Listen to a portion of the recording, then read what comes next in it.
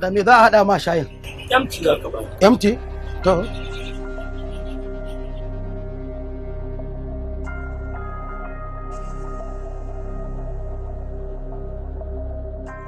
Kai jama'a. Me ake da ƙasar nan? Wace ƙasa? Nigeria mana. Najeriya? Eh. To ko a karkata ta ka sauka? To in je ina. Ka je inda ka fi so. Kai ma dai Usaini ka san me yake faruwa a ƙasar nan? Kawai dai neman magana kake yi. Me yake faruwa? Ah, gashi nan kuwa rashin cika alƙawari da ake a ƙasar nan tamu. Ga ƙarya, ga cin amana, ga babu tsaro, sannan ga wofantar da arewa ba abin da aka mata.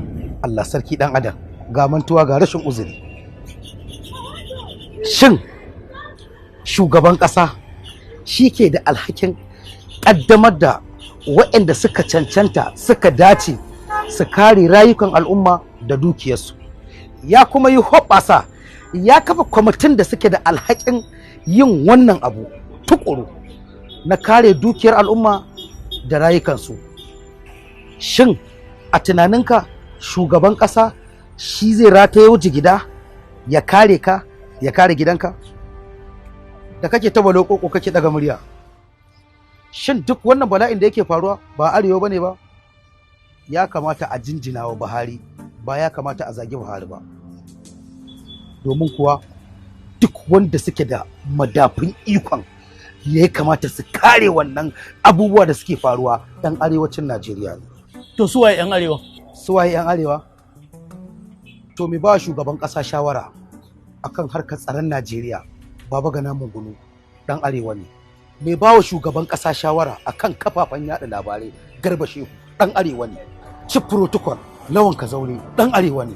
Shugaban sojojin ƙasa na Najeriya Yusuf Burtai ɗan arewa ne. Shugaban 'yan sandan Najeriya Muhammad Adamu ɗan arewa ne. Shugaban kwastam Hamidu Ali ɗan arewa ne. Shugaban sojojin sama Air Vice Marshal Sadiku Abubakar ɗan arewa ne. Muhammad Baban Dede ɗan arewa ne. Abdullahi Gana Muhammad ɗan arewa ne. Yusuf Magajibuci ɗan arewa ne. Liman A Ibrahim ɗan arewa ne. Prison Service Jafar Ahmad ɗan arewa ne. Military Defense Intelligence ɗan arewa ne. Nigerian Intelligence Agency ɗan arewa ne. Shugaban kamfanin mai na Najeriya NNPC ɗan arewa ne. Shugabar hukumar tashoshin jiragen ruwa yar arewa ce. Ministan Abuja ɗan arewa ne. Ministan ilimi ɗan arewa ne. Ƙaramar ministar ma'aikata yar arewa ce. Ministan ayyuka na musamman ɗan arewa ne. Ƙaramin ministan gona ɗan arewa ne. Ministan sadarwa na ƙasa Isa Ali Fantami ɗan arewa ne.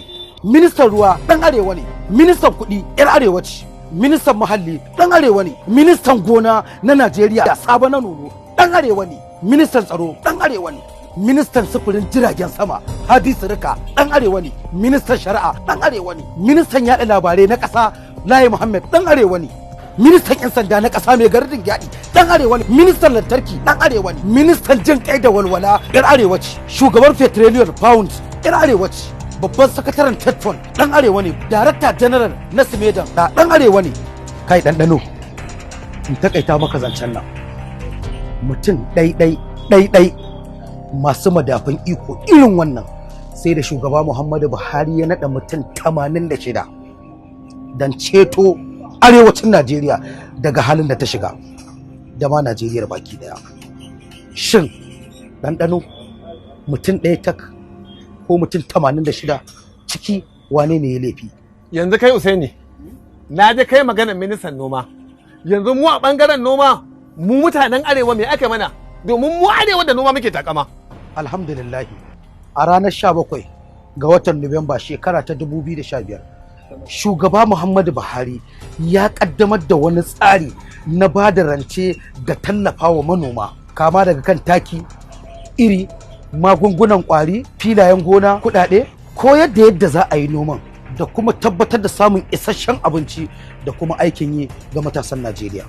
A kan noman sai da gwamnatin shugaba Muhammadu Buhari ta saki kuɗi har naira 1 biliyan 2 don tallafawa manoma masu ƙaramin ƙarfi su miliyan 1.5 domin su samar da kala-kalan abinci har guda 16, kama daga irin shinkafa, alkama, masara, auduga, rogo, waken suya, wake, gyada, kifi da kaji a fili mai girman eka miliyan 1.4.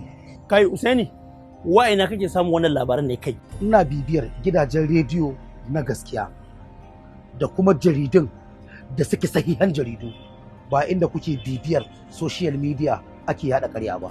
To haka ne Usaini, kai ma labaran ƙarya kake gaya mana. Wannan COVID-19 da suka same ta a cikinmu, an ce an ba da taimako don a taimaka mana, wa aka ba mu bai zo mana ba.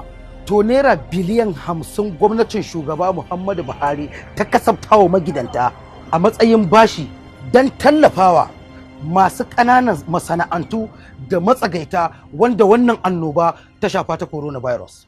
To bari ku ji, idan na ce zan lissafo muku irin ayyukan da shugaba Muhammadu Buhari yi wa Najeriya a kwana 100 ma ba zan iya kammala muku bayani ba, amma tunda kuna son zancen, karfi 1 na dare daidai na tashi daga kasuwanci na, ku zo mu dora daga inda na tsaya muku don jin cikakken bayani da kuma gaskiya ta shugaba Muhammadu Buhari wacce dora Najeriya da 'yan Najeriya a kai suke kokarin yi mana zamba cikin aminci da cin amana.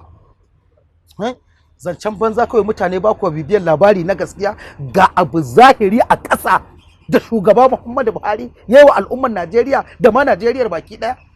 Amma sai a tsaya ana kumbiya ana ɓoye-ɓoye, sai an yi magana a ce a teburin mai shayi aka ci, ba a teburin mai shayi irin namu ba. Kana ta kokari ba waɗansu na ta ɓatawa, fara yunkuri duk da ba za su bar adawa ba, bar su 'yan a ɓata ruwa ne ba za su gode ba.